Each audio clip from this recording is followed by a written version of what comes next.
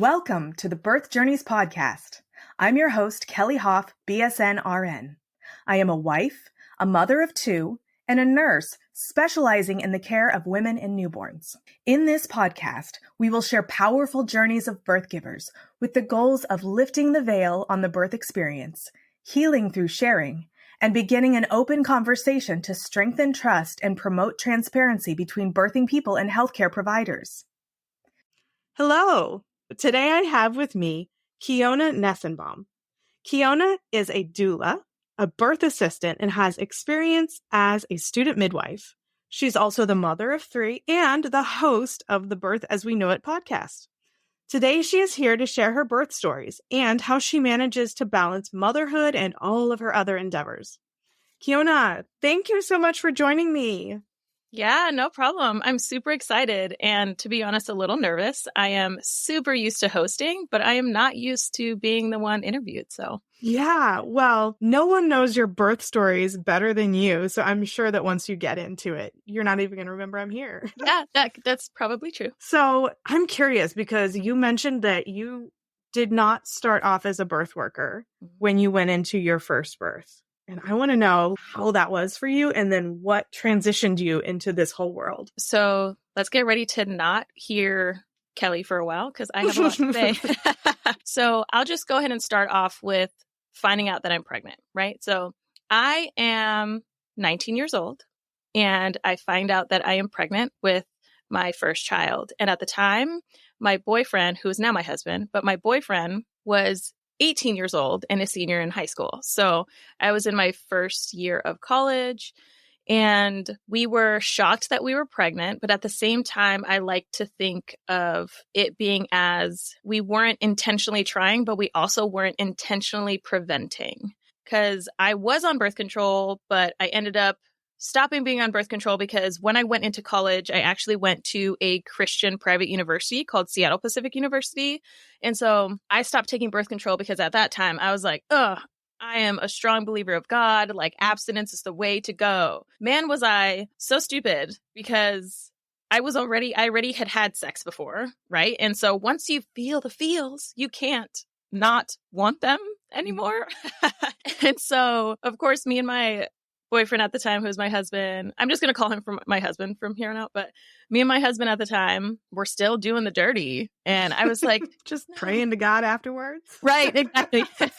Please forgive us. Yeah, we have sinned, And then I ended up being pregnant and it was a surprise. But like I said, we weren't preventing it. So once I got pregnant, I really, really, really intentionally wanted to have an unmedicated birth. And at this time, with being so young, the insurance I was on was state insurance. And so I was like, all right, what does my insurance offer me? Where can I go to birth? And my first thought was, okay, let me go to a hospital because that's all I knew. That's all I knew at the time.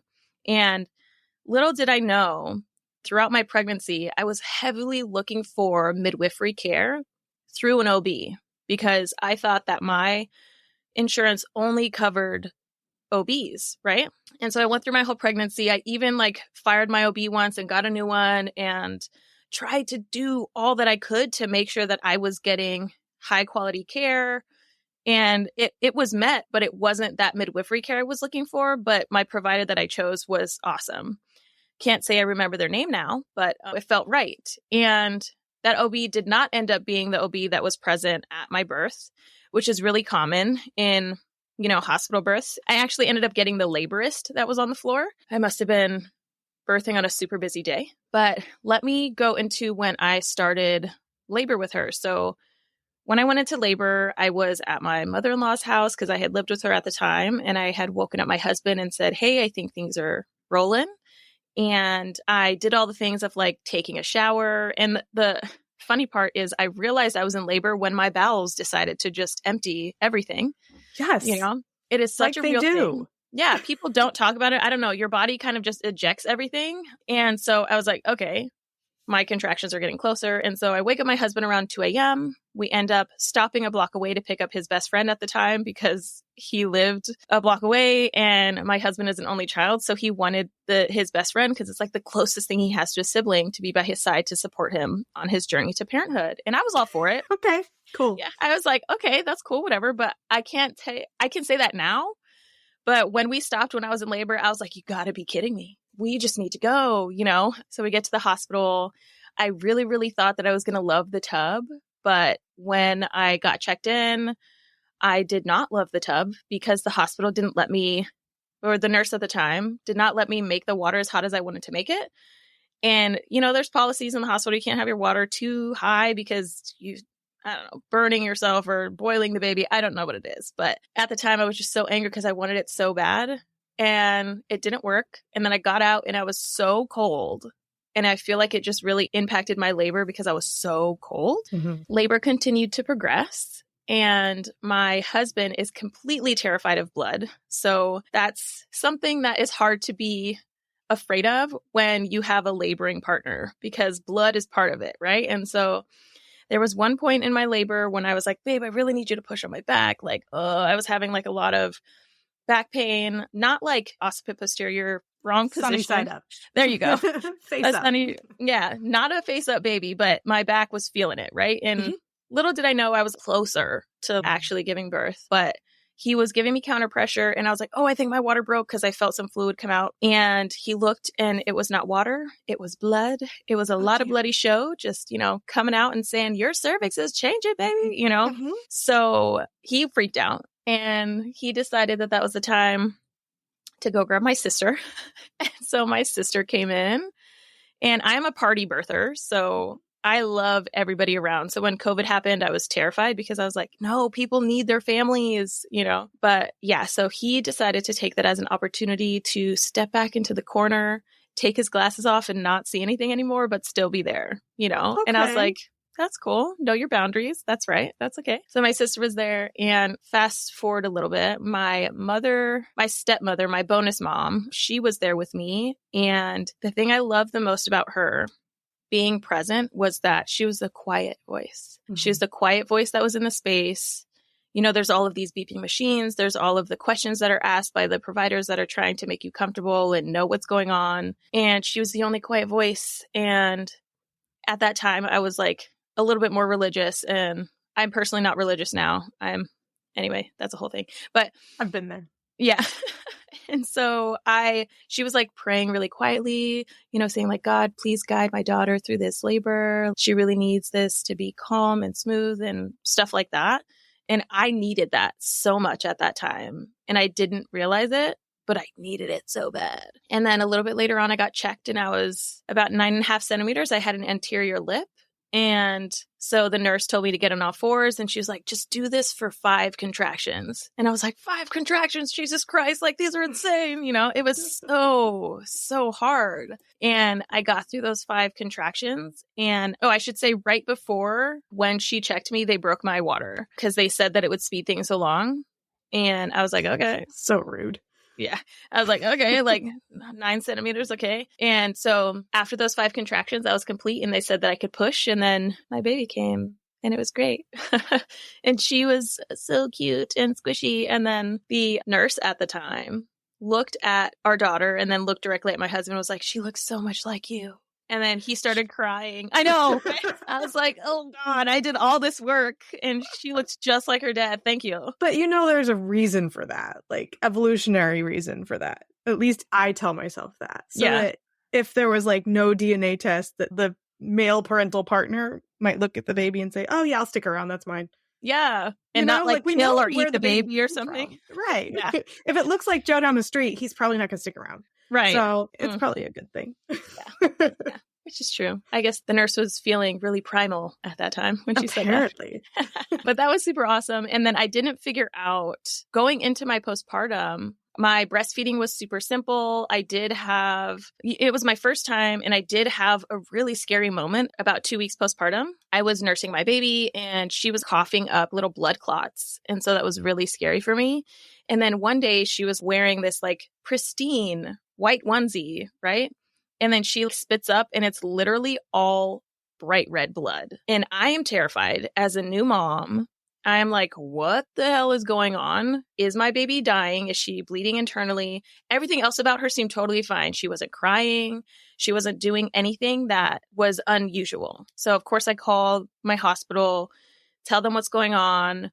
And the nurse that was on the hotline was like, check out your nipples. What do your nipples look like?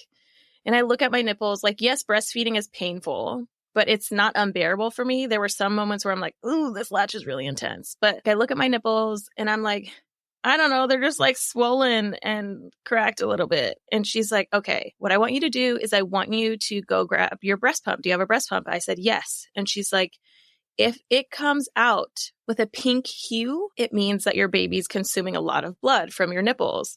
And I was like, okay. And oh my gosh, it was like the pinkest of all pink. It was like strawberry milk. And I was like, oh my God, she was spitting up the milk that her body can't digest. And it was completely terrifying, but I was glad to know that it was like because of me and not because my baby was dying. So that was a huge thing for me. And that was just the beginning of my breastfeeding journey. And so, of course, I continued to pay more attention to my nipples throughout my journey, but it got better and smoother. And I would say the biggest, I'm going to be honest here, one of the biggest struggles I had is I have really big nipples and my baby has a really small mouth. And so I'm like, how are we doing this? So I'm that parent that's like jamming my baby onto the breast as soon as their mouth is open.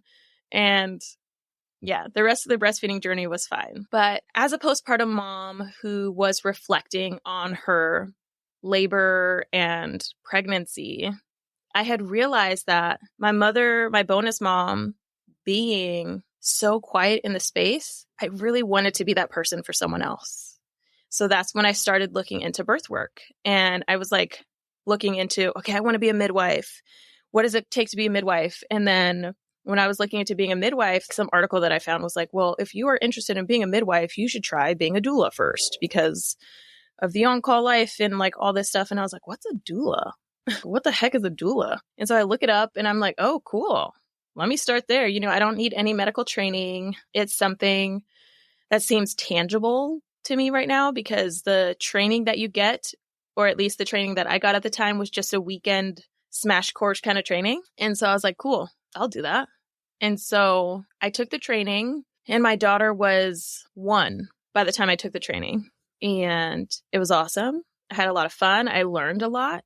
I felt like I was the birth guru after taking this weekend course. You know, I was like, I know exactly what to do. But I feel like the reason why I felt that way was because I have always had this instinct of helping others. Like when I was in college, when I first found out I was pregnant with my daughter, I actually wanted to take prereqs for nursing because I wanted to be an OB nurse. Like I wanted to be on the labor and delivery ward. And that changed things because I couldn't do that. I was too sick and everything in my first trimester. So I was like, I ain't doing this. So I leaned into taking the easier classes because I still just wanted to go towards the degree rather than pausing and stopping and, you know, not being in school. So my daughter was 1 when I took the doula training, but I didn't take my first client until about 2 years later. And yeah, I was trained as a doula. I was super immersed in birth. I was doing like all of these doula meet and greets and like talking with other doulas, like, what is it like? Like, how are you running your business and all of this stuff? And of course, I was like begging my older sisters to have kids and they didn't back then. Like, hurry up and have a kid so I can help you. And so I was in a class and I had found out that one of my classmates was pregnant. She was a friend of mine. And I was like, oh my God, this might be weird, but can I be your doula? You know, like, can I please be your doula? And she was like, oh, what's a doula? And then so we get into the whole doula thing in the birth conversations. And she talks about what her first birth was like. And then I support her with her second. And it was like when I ended up, so I actually didn't even end up making it to her actual birth because she birthed really fast. Her first birth, she ended up birthing in the ambulance on the way to the hospital. And her second birth was faster than that. And her husband was talking to me and texting me and was like, hey, she's having some contractions and things. And I was like, okay, with being my first client, I'm like, ask her these things. And like, she's in labor, me not knowing like how far in labor she is. English wasn't her first language. And so it was more of just like trying to navigate the whole when should I come? Because I don't want to be like, okay, I'm coming now, And so he's on the phone with me and he's like, she's pushing in the bathtub right now. And I have a feeling I'm about to catch a baby. And I was like, okay, where do you want me to meet you? Like, do you want me to meet you at home? Are you going to go to the hospital? Like, cause they did not plan on having a home birth. Right. Uh-huh. And so he's like, just meet us here at home. And I'm like, okay, cause I'm like 15 minutes away. Right. I'm thinking he knows what he's talking about. He knows, it's fine. So as I'm heading to their house, he calls me and he's like, actually, the baby's here. I called 911. Just meet us at the hospital. I was like, all right. So I did that. But it was so awesome because I could tell that even though I was really new at being a doula, as she prepped for this birth, she knew more about what to expect because of the conversations that we were having. Mm-hmm. And when I saw her, she was like holding her baby and being rolled out of the ambulance and she was just smiling. She was just beaming. Like she was just so happy because she was proud of her birth. Like she wasn't scared because we were talking about her previous birth when she was scared because she was alone. And then we talked about it and then her husband was with her this time. And so even though it didn't go as planned, she was happy. Mm-hmm. And that felt good as being my first doula client, So after experiencing that, I was like hooked. I was like, who else is having babies? Let me get up in these doula programs and all that stuff. So I ended up signing on and being a contracted doula here in Seattle, Washington. And it was super awesome. The program was great. And it made it easy as a parent of young kids to get clients because what you would do is you would just put up your availability and clients would look at your profile and they would say, oh, she's available in my due date region, and then we could talk, we can interview, say yes or no, hook up, and that'd be fine. And then the money went through the program rather than directly to me. So I didn't have to worry about like necessarily having my own contract at the time.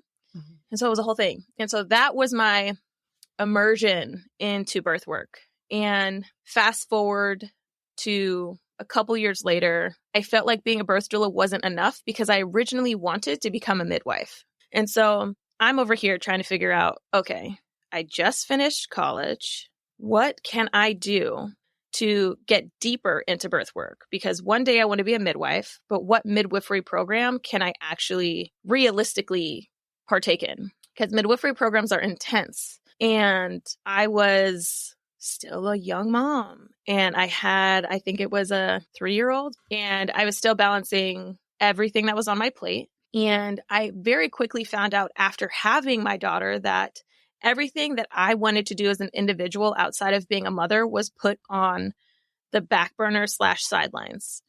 And every single thing I wanted to do needed to be completed or accomplished around everybody else's schedule rather than my schedule being the primary schedule. So even when I was still in college and trying to finish up college, the classes I chose to take had to be based off of when I could have childcare. And so I was happy that I figured out something because all the classes I took were super random, but it led to a degree. And so I was happy about that. So me trying to find a midwifery program that would work, of course, I looked into Bastyr University and they have a master's program, but I think I was in my last quarter of school when I looked into their prereqs, and I would have had to be in school for another solid 3 years just to get the prereqs. And I was like, I can't do that. That's too much. It's not realistic. And so I was looking into other programs, talking to other community midwives, and they pointed me in the direction of an online school program called the Midwives College of Utah. So it's an online program, and then you end up doing your testing and stuff in person in Utah, but everything like your practicums and your clinicals are in your local region most of the time. Sometimes people have to move to go to a place that has more options, but I was lucky and fortunate enough to be in the Pacific Northwest where it's like flourishing over here. There's a ton of birth centers and a ton of birth workers over here. And so as I was looking for this program that I was trying to get into, I was working at Bastyr University, which is why I looked at their program. I was working at Bastyr University in the Simpkins Center, which is where I took my doula training, because I was like, I want to be in birth work, but I don't know how. So I'm like, where can I go where I can still contribute financially? An admin job at a place that deals with birth in some way. So I did that, took all the trainings I could while working because it was a discounted price, or I got it for free if I was like the helper of the course that weekend. And then, so once I was doing more things with work, and in birth work, I ended up looking for a birth assistant training. So which was like the middle ground between a birth doula and a midwife was birth assistant, because you do some clinical things, but you don't do it all. Right? You do the fetal heart tones or infant heart tones. Depending on the training you do, you can actually administer vitamin K or Pitocin, and you get hands-on. You could touch the baby and stuff, like that was fun. And so I did that training. And then I think it was a couple of weeks before I actually went physically to the training, I actually found out that I was pregnant with my son. And so my daughter is 3 at the time. I find out that I'm pregnant, and I'm like, oh, snap. I feel like this is a now or never thing. So right after I took this birth assistant training, I started talking to local birth centers about how I can get to births and what I need to do in order to accomplish getting certified as a birth assistant before my baby's born, because I want to get to births. And I also, after the training that I took, they told me, well, you have to get 10 births, but the kicker is all 10 of these births that you attend have to be free of charge because you're not certified. And so I'm over here like, what the heck? What do you mean? I got to like free? Like, how long are these births as a birth doula? Like, I know births are super long, And so for me to be like, okay, I got to do 10 births for free. The only thing that made it really different was that birth assistants tended to get called near the end when they thought that birth was going to happen within the next couple of hours. So I'm there assisting the midwife. Sometimes I would come in and the birth would be precipitous, so I'd be called at the same time as the midwife, or I'd be called in after the midwife was with this client for 24 or 27 hours, right? It really just depends. But it was awesome. I got all 10 births accomplished. The last birth I went to, I was super pregnant to the point to where like when I was going to these births and these people would be pushing out their babies, I would be having sympathetic contractions and having let down and all of this stuff because I was super pregnant about to have a baby myself. I think the last birth I went to, I was 38 weeks, which was fun and challenging, but it was fun to have conversations because after people had their babies, they're like, oh my God, I didn't realize that you were pregnant. And then they would be like, how far along are you? Because they're in their zone by the time they meet me. They don't even know who's in the room. And then afterwards, I'm like, can I take your baby's heart tones? And they're like, oh yeah, sure. Oh my God, you have a belly, and just the conversations went from there. So when I was pregnant though, I also applied for midwifery school. And then I got in because I was like, it's now or never. I'm going to get into this birth thing or not. So I eventually had my son, and I decided to have a home birth with him because by the time I was pregnant with my son, I had learned so much more about birth, whether that be birth centers, home births, all this stuff. So I was looking into becoming a out-of-hospital midwife. So I was like, well, let me just have a home birth. I love birth. Let me do that. I'm healthy. I'm active. I'm young still. I was 24. And so I was like, okay, let's do this. And the care that I received that pregnancy was so different than the care that I received with my first, because my in-hospital experiences with my providers, they're shorter appointments. And then my out-of-hospital experience with my provider this time around, the midwife would come to my house. We would just have conversations, and appointments would be like an hour, sometimes 2 hours long because we would be talking so much. And that was amazing. And I had the intention, a very strong intention this time, to know everybody that was coming into my birth space. And in addition to that, I wanted every person that was in my birth space to be someone that looked like me. So I made sure that I found a midwife of color. I also made sure that that midwife had a student of color. If they had a student, I would only really want them in the space if they were of color, because I want to be able to look around the room when I'm in labor and feel a connection. And I'm not saying that I can't feel a connection to people that aren't of color. It's just like in my vulnerability, I want to be able to just feel that. And I really wanted like this kind of ancestral or spiritual like vibe in my space the second time around. I was literally about to say that. I was like calling on the presence of your ancestors. Are you pregnant and planning a hospital birth?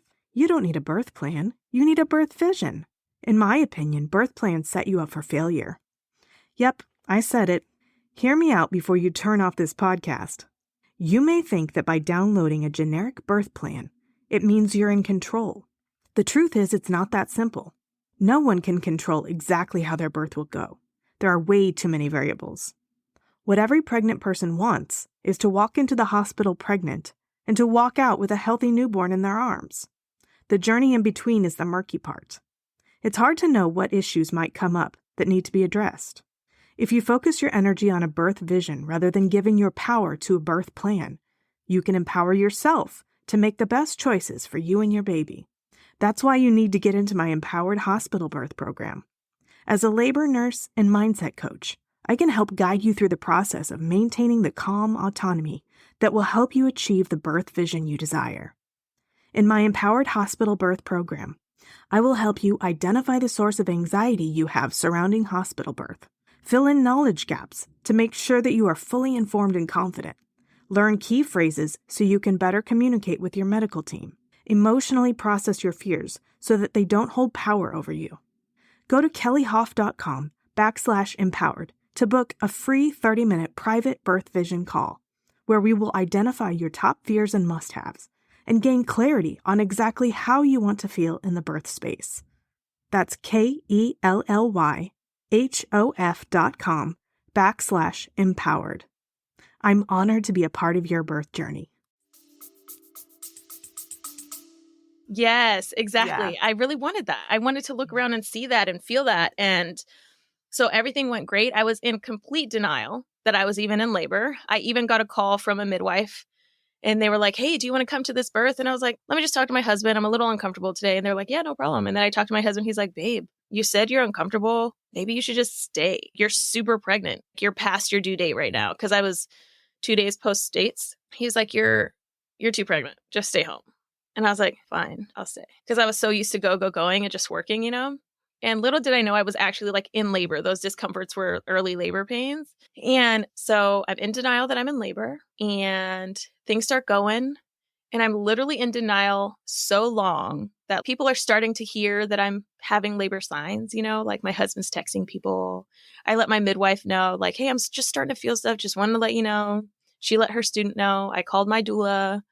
I did not have a doula the first time around, but I made sure that I had one the second time around. And yes, they were also of color. So I let all my people know. And I would say I was probably maybe 2 hours into my labor when my dad called me, 2 or 3 hours into my labor when my dad called me, when I was starting to get the idea that, yeah, okay, I'm probably in labor. He called me and he was like, all right, yo, what's happening? Are you about to have this baby today?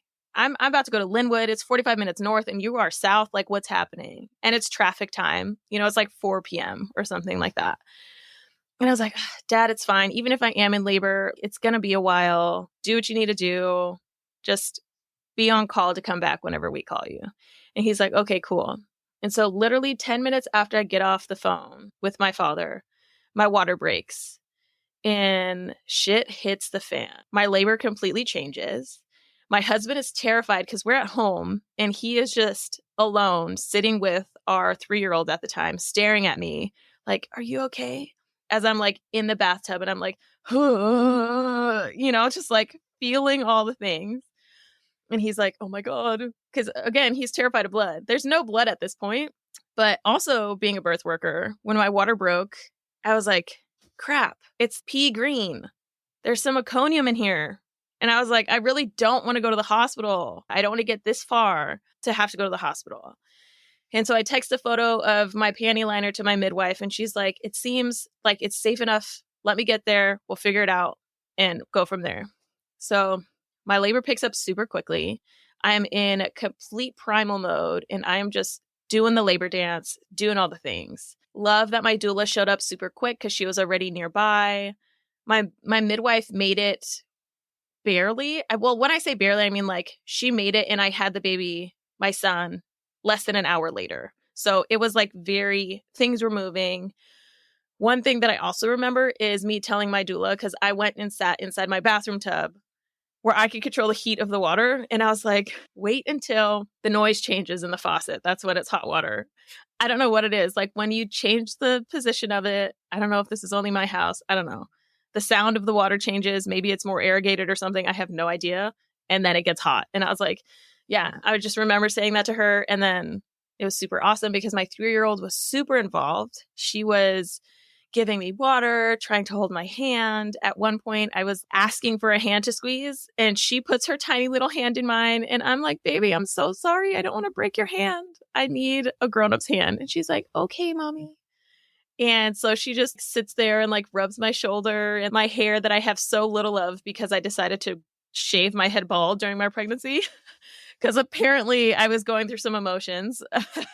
And then I remember my mom coming, and she was so upset because she had stayed at our house for like a week before this day. Because she's like, I am going to be here for this baby. Because she missed the first birth of my daughter. She's like, I'm going to be here. And so she basically lived with us for like 2 weeks. And she's like, I have to go to work today.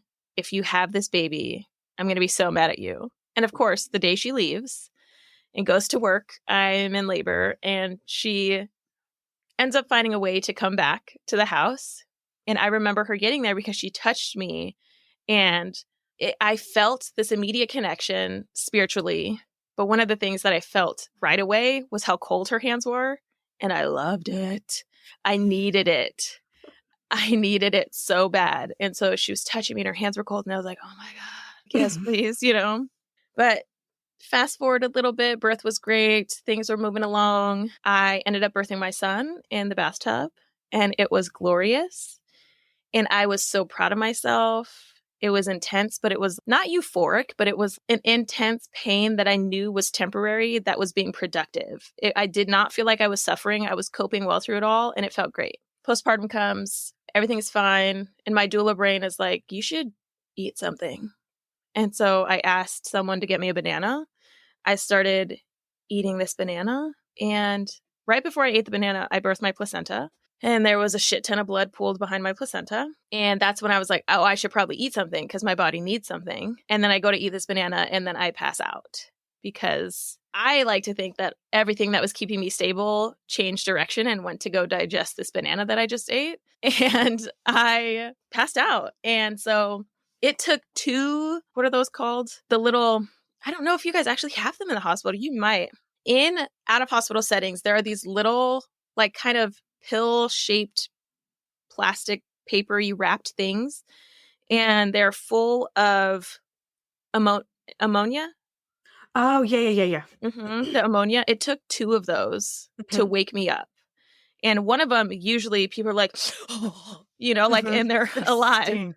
Yeah, they stink so bad. It's like those like gym salts that people are sniffing nowadays. It like usually with one pop, like people come back to life. They become conscious again. It took 2 pops of those, which was concerning. And then it wasn't long before I passed out again. And then, I'm still bleeding, but it's not like I am not conscious. So like the point that I'm saying from here on is kind of like perspectives of what I've heard, because I'm so out of it. Some of the parts that I do remember is seeing blood and then seeing my bathwater be drained out because it was looking like too much blood. And so they were trying to get an estimate of how much blood it was. So they drained it. And so if it continued to fill up, they would be able to have a good estimate. That was my thought process. Well, thinking of it afterwards. But one thing that I would probably change about this whole birth situation is getting a hep lock, because I opted out of a hep lock because I had an IV in my first labor and I didn't really need it because everything was so quick and smooth and I felt like it was unnecessary. So this time around, I was like, I don't want anything of interventions. I'm about to be butt ass naked in my house. Like, I don't care. I just want to be. I want to do what my body does. It's going to be fine. If I had opted into a hep lock, the next step would not have needed to happen. So because I opted out of having an IV hep lock, I ended up passing out again. ER 911 was called. Everything was called. All of these ambulance and fire people, firemen and women were coming to my house to help save me, right? And of course, everybody's freaking out. And I passed out twice before they came. They came. Thank God it was a woman that came in first because I was completely naked and I felt good to just see a woman. I remember her, blonde hair, fair skin, super strong looking. I was like, you're dope. She like helps lift me out of the tub because I need to get out of the tub, and she helps cover me up. And then as soon as I lean over her to get into the chair, I pass out again. And so I'm just fainting because I'm losing so much blood. To shorten this part of the story up, I end up going into the ambulance and getting transferred to the hospital. And when I'm in the ER, I'm only there for 3 hours, but I did not need any blood transfusion or anything like that. I just needed fluid. So looking back, if I opted for a hep lock and got fluid throughout my labor, I likely would not have ended up needing to transfer. And my provider, my midwife, could have gotten Pitocin into me faster than through intramuscular, like through an IM stick. So she did it a couple times, from what I remember, but I think I lost about 800 cc's of blood at home. So I was really upset at myself because I wanted it to be perfect. I wanted to prove everybody wrong that said home birth is dangerous and home birth isn't cool. Or not that it isn't cool, but I was just like trying to prove myself yet again. Because the first time I did have an unmedicated birth and I rubbed it in everybody's faces because I was like, you thought that I couldn't. And then this time I was like, I'm going to have a home birth. And I wanted to rub it in everybody's faces, but I couldn't. I couldn't do it. It's so unsatisfying. Yeah. I mean, I felt so down and I was like, why me? Like, why did this happen to me? My midwife and I were super, super connected and conversing a lot throughout my care about how I was anemic during my pregnancy the first time and some in my second. But by the time I had my blood drawn last time, like my numbers were going up. But with that being said, it had been a couple weeks since my numbers were drawn, but like from when I went into labor. So numbers change pretty quickly. I feel like they go down faster than they go up. So I was anemic, and the level that I was at with anemia was like on the bridge line when my numbers were drawn for safety of home birth. So I'm assuming that my numbers went down and I was no longer safe to have a home birth. And I hemorrhaged. And that led to the result of my postpartum, or my immediate postpartum. Breastfeeding with him was totally fine. Super good. He handled my big nipples, no problem, right? He did have a tongue tie without me realizing that he had a tongue tie. And I didn't notice until I actually had my third, but that's a whole other thing. Yeah, I did experience some postpartum depression with him. And I didn't experience it with my first. And I also kind of put it to the seasons a little bit because my daughter was born in the summertime. So it was sunny. And then my son was born in November. And so it was very dark. We did not have very long days. I remember being snippy with my husband because he doesn't like when people can see in our house when it's dark outside, if our windows are open, obviously. But I snapped at him and I was like, no, the sky is purple. It's not black. Leave it open. I need as much sun as I can get, right? Not that whatever sun was coming in at that time was helping me by any means, but my nights were blending with my days because the daylight span of the actual 24-hour period was so low that I wanted my brain to click that it has been another day. I didn't even realize that it was postpartum depression because I wasn't like officially diagnosed or anything, but I didn't realize it until I was 1 year postpartum. And I was like, that's why I was feeling that way. But I was super communicative with the people around me at that time. I wasn't like, I'm depressed, but I was like, yeah, I'm not feeling it. Like, I love my son. I love my kids, but it seems a little bit harder this time. And I just chucked it up to having two instead of one. And I totally feel that because perinatal mood and anxiety disorders just feel different. It's not like I'm sad because you have this wonderful thing in your life that you love so much, but you don't feel right either. Like I had a lot of intrusive thoughts and I had no idea that that was a thing. That was just normal.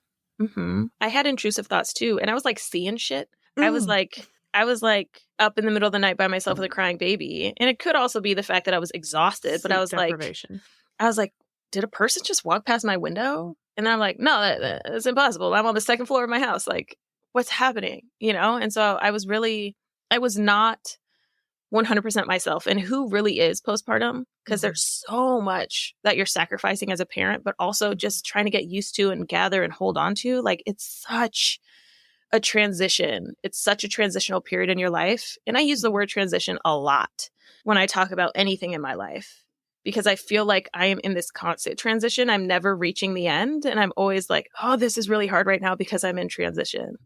Could be because I'm a birth worker and that's like my word of choice. So 6 months postpartum, I actually started midwifery school. I started my midwifery program and everything was handy dandy. I felt like everything was going great. And I was still birth assisting. I started going back to births around the time that my son was about 6 months old. And I kind of just picked up a new groove and started doing things again. And he was born in 2017. So fast forward a little bit to 2019, 2020. Between those 2 years, I was like heavy in the birth space. I was taking doula clients. I was also a student midwife because I needed some kind of income. But as a student, I wasn't making money because you're a student, you're learning. And so I would be like, cool. My thing is being in the birth space. So like, I'm either going to be losing sleep because I'm at a birth with a doula client, or I'm going to be losing sleep because I'm at a birth as a birth assistant, or I'm going to be losing sleep because I'm at a birth as a student midwife. So I just needed it all to kind of line up as much as possible. It was hard to balance, but I was fortunate enough to have someone that I could partner with as a birth doula while doing these things. And so we would split call in my doula section of my life instead of being on call for doula clients all the time. It was more of, I got to split that with someone else. And so I was able to still pick up clinical births and birth assistant births. So that was my way of having an income while being a student. Retrospectively, and while I was in it, I realized that it was very rough, but retrospectively, I realized how much I actually missed in my life at that point. And it was incredibly hard. And then so when 2020 happened, COVID happened, at the end of 2020, I was still in school. I was about 2.5 years into my 4-year program. So I was a little bit more than halfway through. I was barely starting to do the primary student things. So I was starting to sit with clients and do their entire prenatal visit. I was doing all the blood draws. I was doing vaginal exams, cervical exams. I was doing all the things, right? I even caught 2 babies, which was super fun and awesome. But then the Black Lives Matter movement happened, and it was insane. That whole time in my life was kind of a little bit of a blur because I was struggling mentally with how fucked up the world was. I was struggling so hard. And then I was studying some really intense classes that were based on how to deal with trauma or how to guide your clients through trauma, as well as just taking a really heavy academic course because it's like one of the foundational courses of midwifery. It's called Prenatal 2 or something, just how to do your visits and how to be a midwife, basically. And so I was completely overwhelmed. And around the same time, public schools changed to online, and I just couldn't do it all. I had no one to watch my kiddos when I was in clinic or at births. And so sometimes I would take my kids with me to clinic and they would sit in the back room all day. And it was a lot to balance, and I just couldn't do it. So I had to make the extremely hard decision to withdraw from midwifery school. I did not want to because I felt so close to being at the end. And I have since spoken to people that were in my class that are like full on midwives. And I'm like, damn, that could have been me. That could have been me. But it was hard. So I withdrew and decided, hey, since I'm not in birth rooms as much anymore, I was still a doula and a birth assistant, but not as much. Let's try to have a baby. Right? Let's try to have a baby. So I took my birth control out. I ended up finding a job as an admin and found out I was pregnant. And I actually switched jobs twice while pregnant, which was interesting because I ended up resigning from a birth organization that I no longer aligned with. They were very narcissistic and racist, even though it was ran by a person of color, which I really hated. It was really hard. And then I ended up going into the next birthy thing that I could find, which was just supporting a lactation clinic as an admin. And so I did that and then realized that was way too far for me. So, because it was in Lake City and I live in Auburn. So I was driving like an hour and a half every day. Too far, too much. Couldn't do it while pregnant. Ended up, I also didn't feel super valued there. I felt like I wasn't really needed. So I went and got an admin job at a birth center that was really close to my house. And I was like, dope, this is great. Let's do this. I'm pregnant. That's cool. I love these midwives. Like, this is the birth center that I was at. That was kind of like a really, really big foundation for my birth work. Like, a lot of my birth assistant births were there. A lot of my birth doula births were there. If it wasn't at a hospital, it was either at this birth center or associated, I would say 98% of the time associated with this birth center for home births. So they were like my peeps, right? So I was like, cool. I can do this. As much as this third time around, I really badly want to have a home birth. My husband was not about it. I wanted to have this redemption home birth this time around and say, oh my gosh, I did it. I actually did it. I'll just have an IV lock this time. My husband was like, babe, I don't know. I don't feel comfortable with that. Like, you're the birthing person, but just know I'm not in agreement. And I was like, I don't want that energy going into my birth. So we ended up choosing a birth center birth, and it just happened to be the birth center that I worked at, which was handy dandy. It was amazing, actually. It was still during COVID time, so I wanted things to line up just so, because if I ended up going into labor at night, I would be able to have my party birth that I wanted. But if I ended up going into labor during the day when the clinic was full or it was clinic days, I was only allowed to have 2 people present with me. And I was like, I can't do that. That's too hard. So anyways, ended up going into labor at night. I had my midwife, who used to be my doula partner, but she is a full-on midwife now. She's been a midwife for 3 years. And she was a midwife within her first year of midwifery. And I was like, you got to be my midwife. I can't imagine anybody else. You're like a sister to me. Like, this is awesome. She was great. I had her strip my membranes for 2 days in a row. The first time she stripped it, I was like, cool, things are moving. I'm feeling some stuff. Let me just say, I was also over being pregnant so early in this pregnancy. This pregnancy was way more intense. I was way more uncomfortable. Granted, I'm going to pull that like everybody else had it worse than me card, because there were so many other pregnancies, especially as a birth worker. I can see how a lot of other people that were pregnant were worse off or feeling worse than me. I wasn't dealing with some of the things they were dealing with. But to validate my own feelings, it was really intense for me. It was a very... How old were you by then? I was... How old was I? 28? Okay. Yeah. I just feel like the older you get, the harder it gets. Yeah, and I felt you that. You weren't old, but you were 19 with your first. Yeah, so. And I felt that. I definitely felt it in my body, too. Like, even with my second pregnancy, I was like, oh... Like, I had Braxton Hicks. This is like really early on. I started having Braxton Hicks. Also a birth worker at that time. The physicality of that job makes it so much harder to be pregnant. Plus, it's your third. You've got 2 other little ones running around. Like, you're going to feel like crap. And I definitely did. Felt like a big old bowl of crap.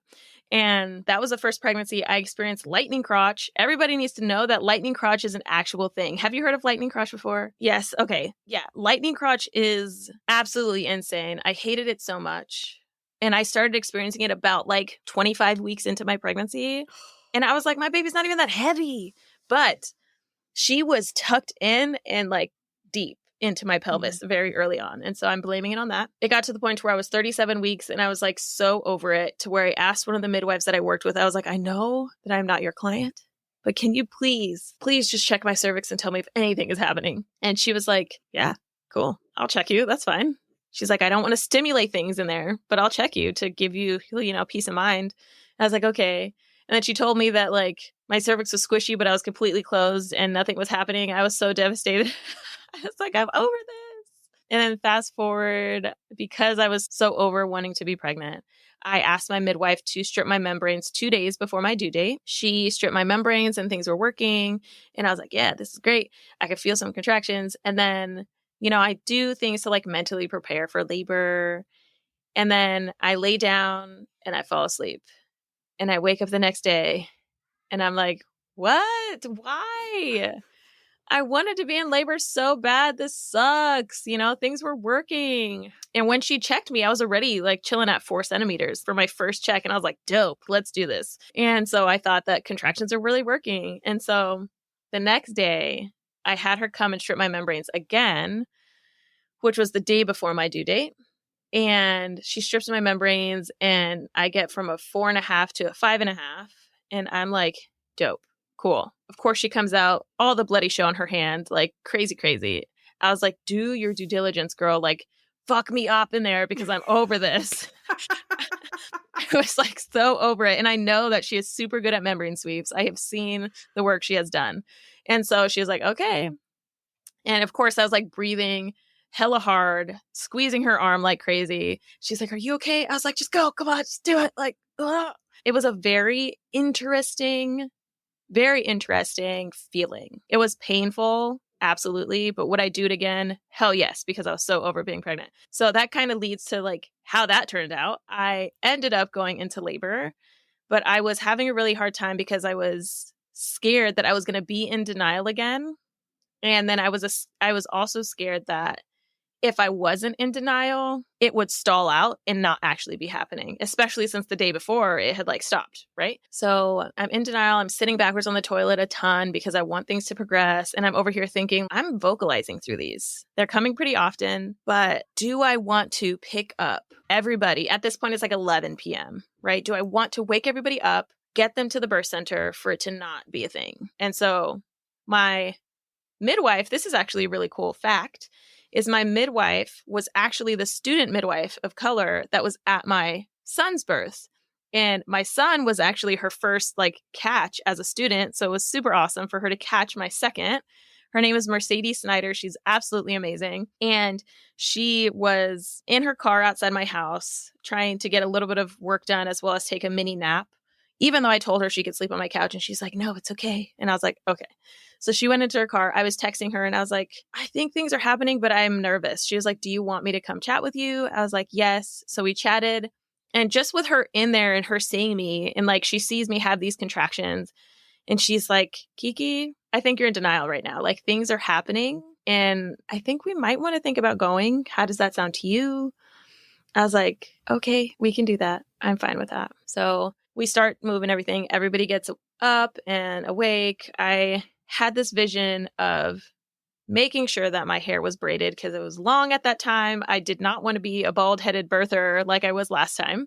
And so I intentionally grew my hair out and wanted to feel like a goddess when I was giving birth. And so I braided my hair in French braids. And I felt that that was like kind of pulling in my Native American side a little bit. And then the bathing suit top that I wore was very colorful and it made me think of like my Hispanic side, bringing culture in as much as I possibly could. I hired the same doula, so that doula was also present. We get to the birth center. I am in full-blown labor, but between contractions, I can still talk and stuff, which is great. Get into the space. As soon as I got in the space, the first thing we did was put in a hep lock because with her being the student of my previous birth, me having all of my fainting spells and stuff with my hemorrhage postpartum was actually her first experience with that. Yeah. And so she's like, yeah, we're not doing that again. I was like, yeah, let's not do that again. So I got a hep lock. I got some IV fluid just to start off with being hydrated and knowing that that was something that I wanted to do. I was not anemic at this time in my pregnancy, but we didn't want to play any games. We didn't want to add any fuel to the fire. Things are going great. I wanted a water birth this time. And so as contractions are happening, and boy, did I have a party birth. Like everybody was there. My dad was there. My stepmom was there. My little sister was there. Both of my kids were there. One of my best friends was there. Both of my sisters, like my older sisters were there. My little brother was there. Room? It was a decent sized room, but like, let's just say they spilled out into the lobby and thank God clinic wasn't happening because my sister's partner was also there. So like everybody was there.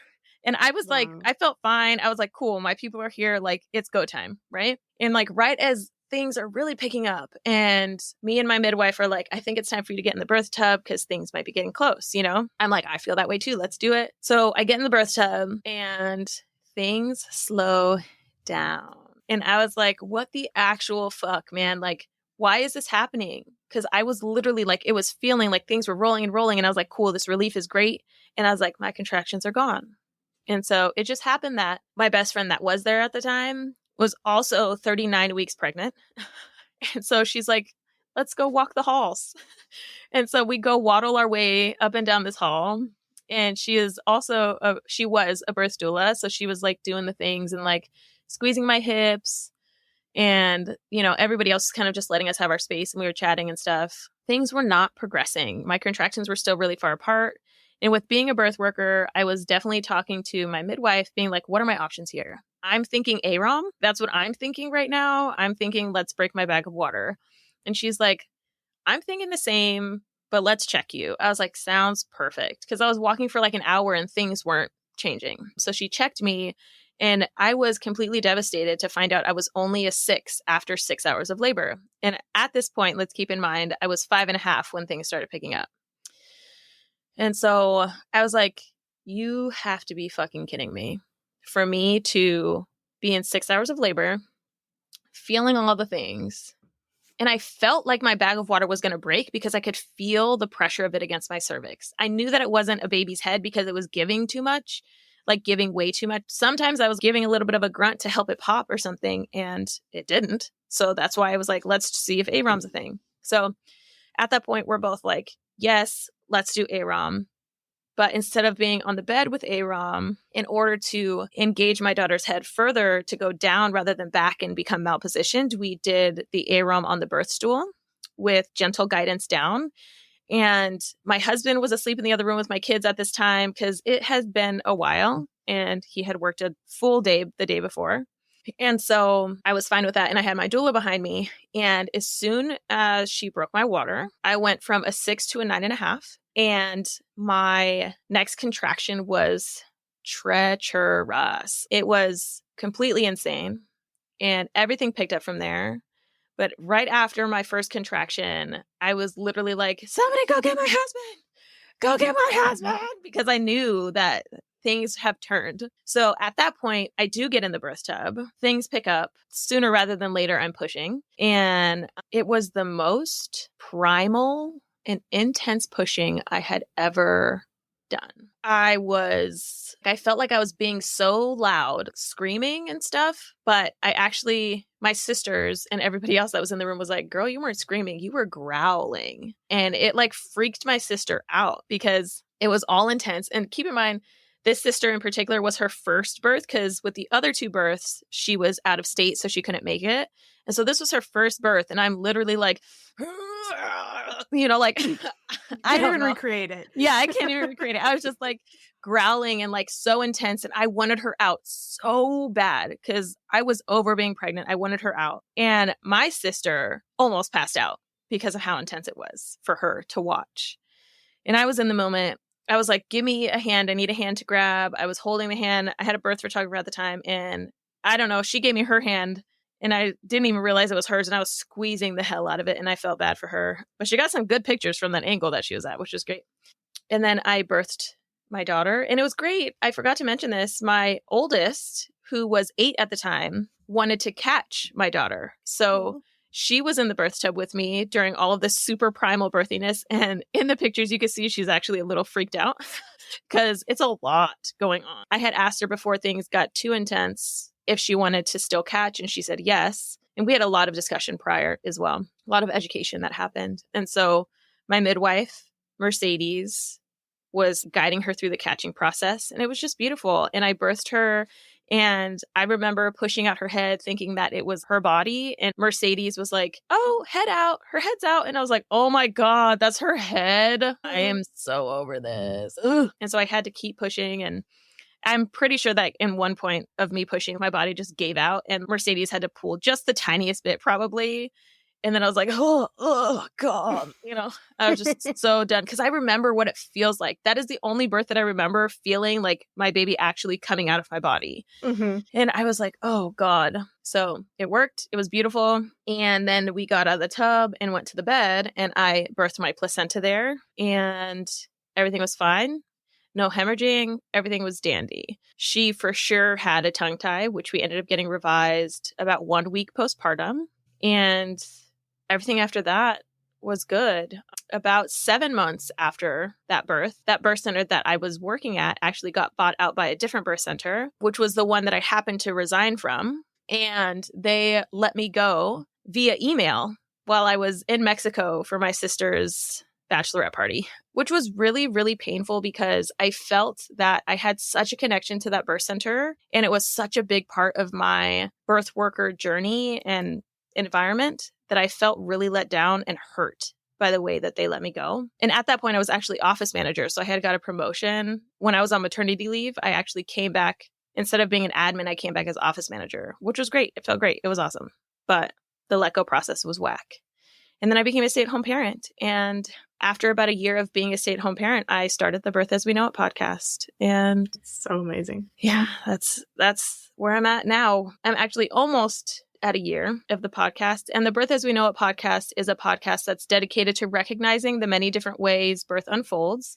And it's completely just about birth stories and experiences. So I talk to birth workers, I talk to birthing people, I talk to partners, I talk to providers and nurses. And yeah, that's where I'm at. Yeah, I love that. I have some questions. Yeah, sorry.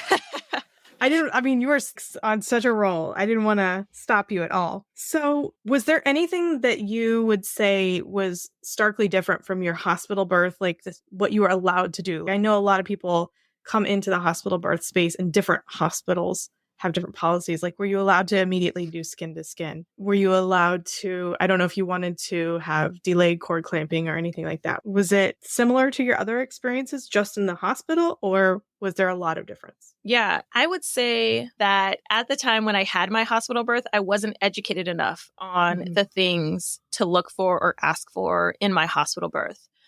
I didn't know what delayed cord clamping was. I didn't know what a doula was. Like, I was 19 and I was looking for midwifery care without actually realizing that my state insurance covered midwifery care.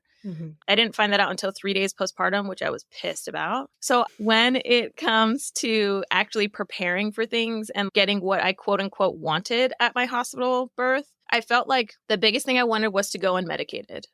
And I accomplished that. I got to try the birth tub like I wanted. I just didn't like it.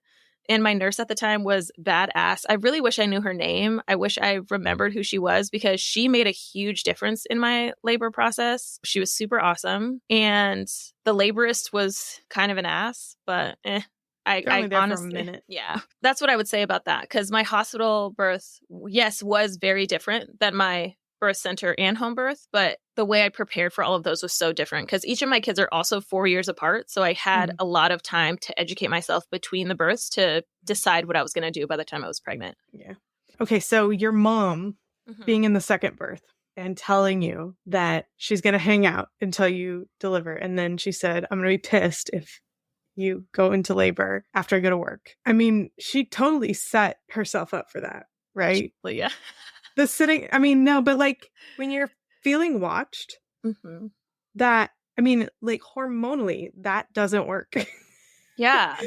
And it was so interesting because, you know, whenever anybody gets to the end of their pregnancies, they're like getting all of these texts or calls like, is the baby here yet? Is the baby here yet? Is the baby here yet? Is the baby here yet? And I was already post dates at that time. So everybody was like, yo, is he here yet? Like, what's actually happening? And so when my mom left, it was a weekend. So my husband was home. My daughter was home. We were just chilling, right?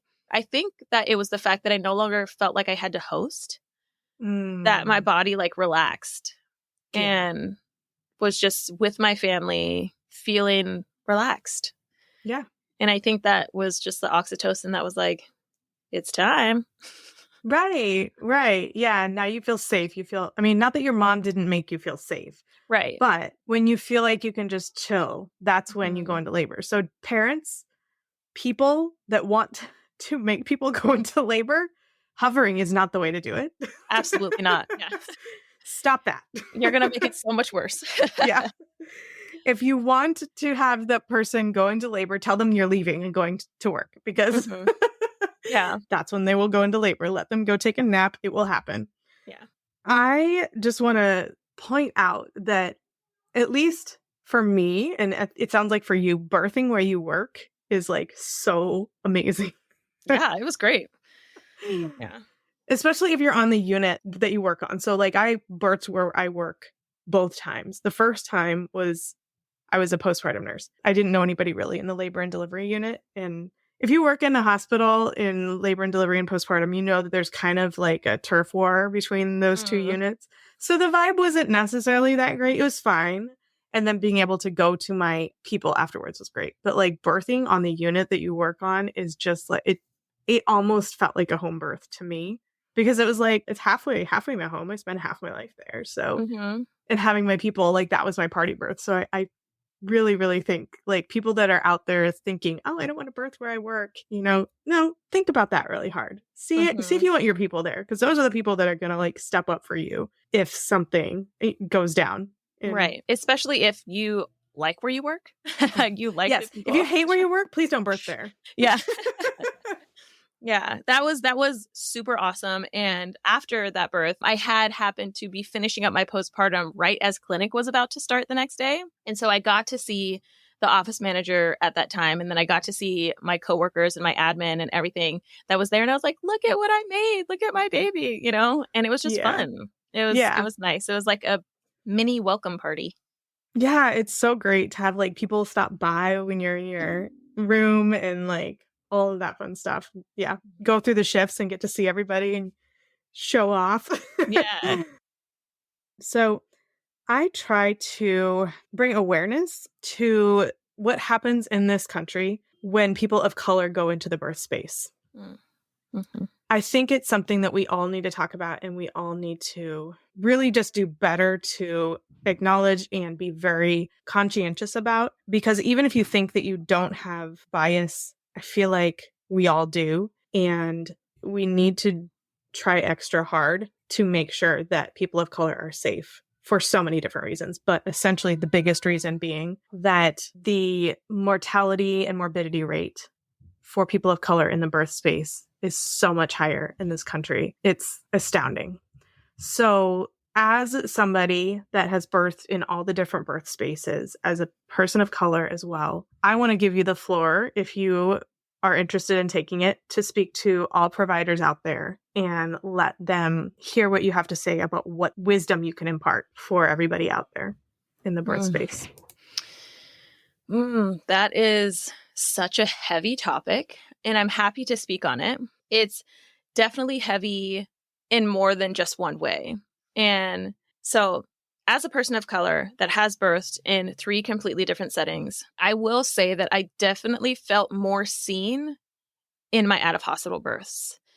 And this could be because I wasn't like a number, like, of people on the floor, as a nurse, and we had mentioned it earlier, that the providers that are supporting you in the hospital, you're not their primary focus. They have multiple clients or patients that they're seeing at the same time. And so I didn't feel like the primary focus in the hospital, but I knew that I was there and cared for, and they knew that I was there. But fortunately, my labor in the hospital went pretty quickly, so I wasn't there for like 24 hours in labor to be needing their attention for that span of time. Like, I birthed within the shift, so I only had one nurse with me and things like that. But in my home birth and my birth center birth, I felt like I was birthing with my family.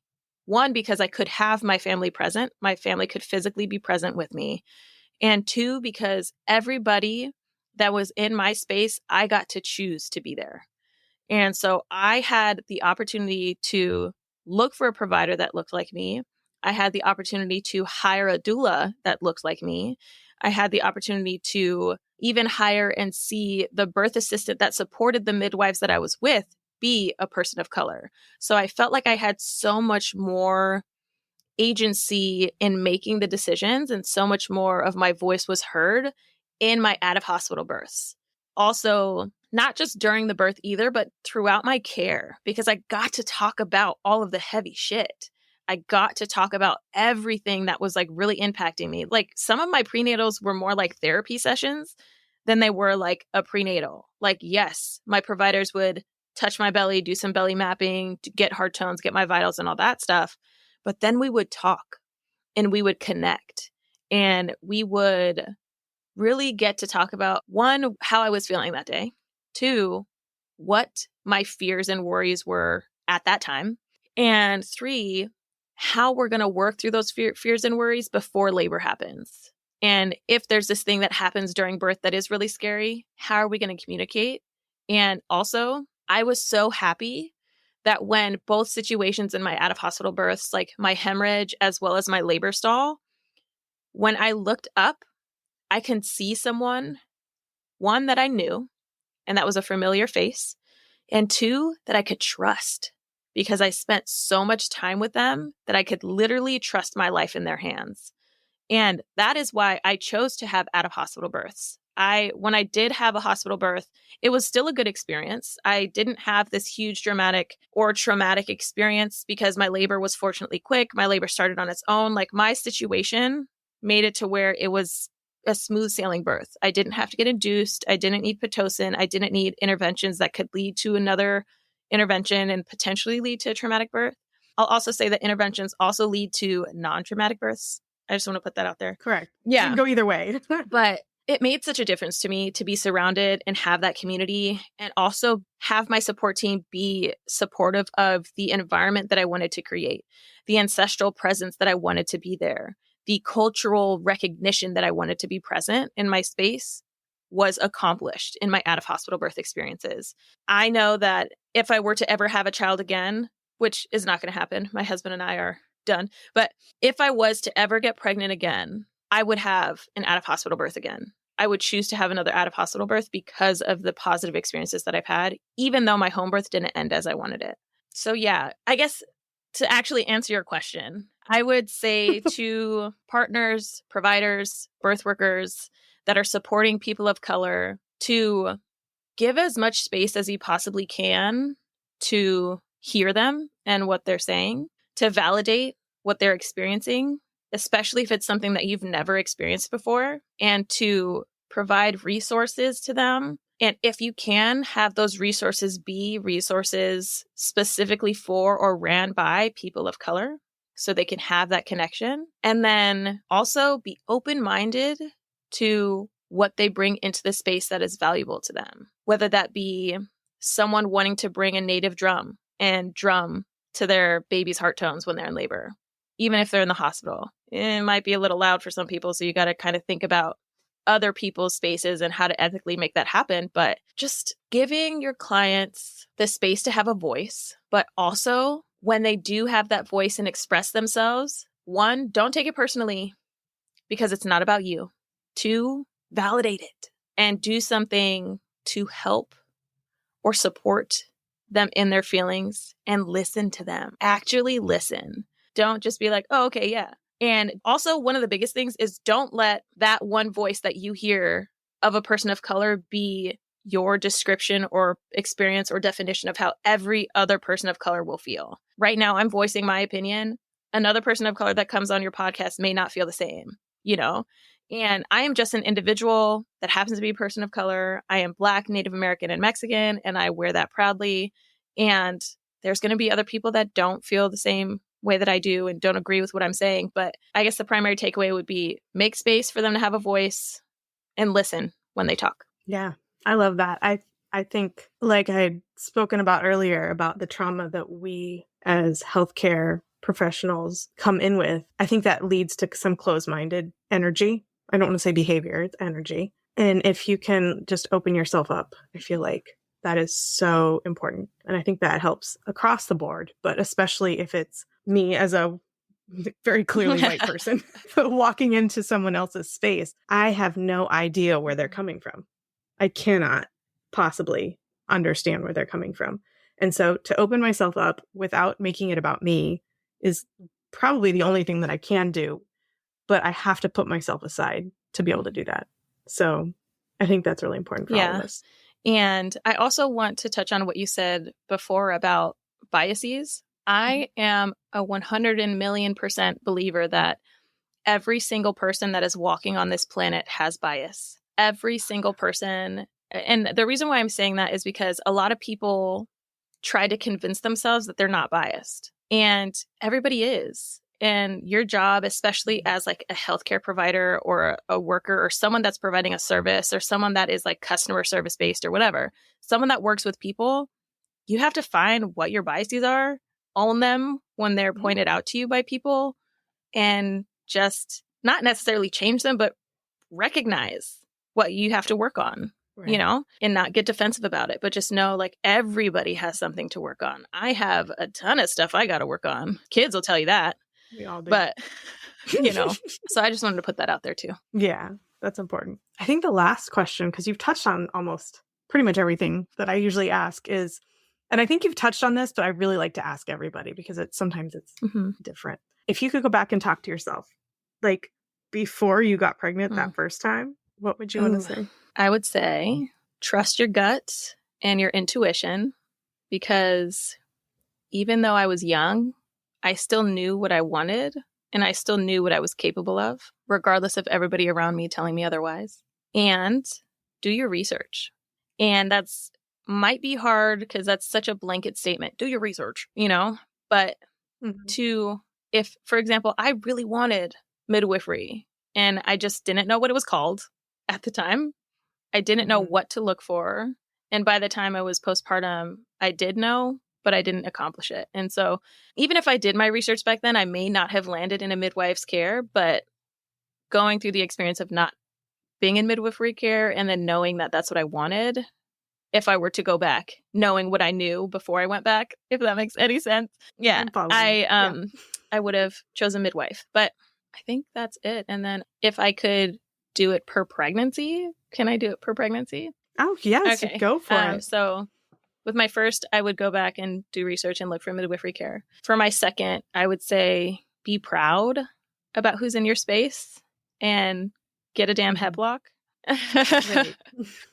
I wish I could just tell that to everybody because that saves so many problems. It really does, because you have that access to that intravenous access in emergencies. And like me being stubborn, even being in birth work, I just wanted to make that decision. But postpartum, like retrospectively, I own that. I made that decision and I don't blame anybody else. Like if I had died, it would have been because it could have been, most likely would have been because I didn't have a hep block. You know, and I didn't mention this before, but my mother-in-law is from Nepal, and she grew up living in the villages in the mountains in Nepal. And she said, if I was in the village, I would have died. And that, like, even to this day, like the access that they have to healthcare in the Nepali villages right now is limited. It's better than when she was growing up, but it's limited, and I still would have died. So that hit me hard. But okay, with my third, if I was to change anything about my third, it would be probably to not focus so much on the negative ways that I was feeling in my labor and pregnancy, because I was very much, my headspace when I was trying to get pregnant was hard. It took us a long time to conceive her. A lot was going on in the world and everything like that. So I felt like all of that came into my pregnancy and my birth. So I was a lot more stressed out. I carried a lot of negative or uncontrollable energy with me throughout that pregnancy and birth. And I felt it in my labor.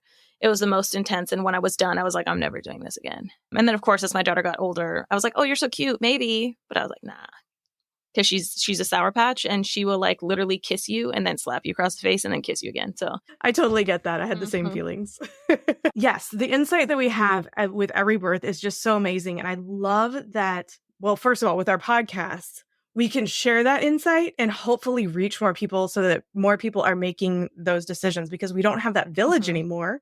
And so then what do you have? Well, okay, we can try to broadcast it all out there and have as many resources as possible so that people that are going into this don't have to have the same experiences of trial and error that we had going into the space. And luckily, I mean, it sounds like you didn't have a whole lot of trauma with your births, that they all went pretty well. I did with my first.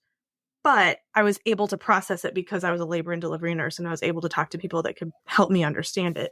But it's just, I feel so much for people that go into the birth space and have this trauma and they feel stuck, or they're not able to bond with their baby, or they're not able to get past it. And it's something that just stops them from progressing in life because they've been through this and they don't know how to process it. And so I just think it's so important to share what our takeaways were. Was there anything else that you wanted to add that we didn't touch on? No, I feel like we covered a lot. I would say the main thing that I kind of want to say is to do like another plug for my podcast by saying, if you do want to hear my birth stories in more detail, my first 3 episodes of my podcast are actually my first 3 birth stories. There's a lot of stuff that I left out because, you know, you can only say so much in one episode. But yeah, if you're intrigued, go ahead and give it a listen. And I'm primarily want to say I'm super thankful that our energies are matching so well, because I feel like we're the same person in different areas of the world. And I love that, and I appreciate it, and I'm glad that we got connected. Yeah, me too. Thank you so much for reaching out. I've been trying, and with my son howling in the background, I'm just gonna live with it. I've been trying to really just send out that energy, like the people that I need to come in contact with, we will find each other. And I feel like the podcast was like the first step towards that. And so now I'm trying to find that with all of the other things. And I just love that you are one of those people. And so I really thank you that you reached out. Well, Kiona, as my son is screaming in the background, thank you so much for being a part of this podcast, for reaching out. And I really appreciate the conversations that we had today, being able to be on your podcast and you coming on mine. And I just encourage everybody to listen to the Birth as We Know It podcast and all of Kiona's birth stories. And are you still doing I am doing doula work very gently right now because I have a young one and my youngest is 2.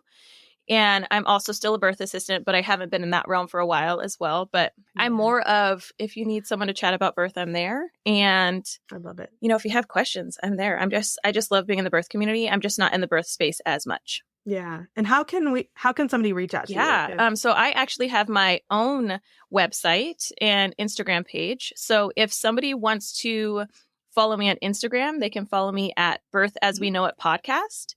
And if somebody wants to potentially share their own birth story on my podcast or connect, you can go to KionaNessenbaum.com. And so that's KionaNessenbaum.com. And then you could just fill out the guest request form. Awesome. Yeah. Well, thank you so much. I am really excited for this episode. Yeah, thank you. I'm excited too. And I feel like we're going to stay connected after this. Yeah, absolutely. Thank you so much for tuning into my podcast. If you enjoyed what you heard, make sure you hit that subscribe button so you don't miss out on future episodes. Don't forget to share the podcast with a friend who can benefit from the valuable insights that we share here. And if you could take a moment to leave a 5-star rating and review, it would mean the world to me. If you're ready to work one-on-one with me to embark on a transformational journey towards a confident and empowered hospital birth experience, go to kellyhoff.com/empowered and enroll in my Empowered Hospital Birth Coaching Program. Together, we'll create a roadmap to a birth experience that you'll cherish forever. That's KELLYHOF.com/empowered. Let's make your birth experience extraordinary.